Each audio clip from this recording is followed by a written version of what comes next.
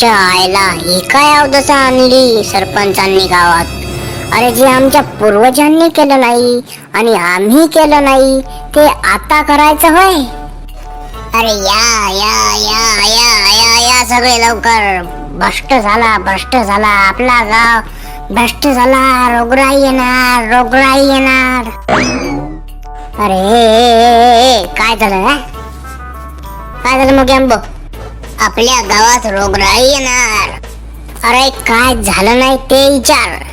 हे भांड काय हागायचं भांड आहे वय. रोगराई होणार आता गावात रोगराई होणार. मायला शेतात जाऊन हाकता तेव्हा रोगराई पसरत नाही वय. अरे ती जागा त्याच्यासाठीच आहे म्हणून तर त्याला हागंदारी म्हणतात.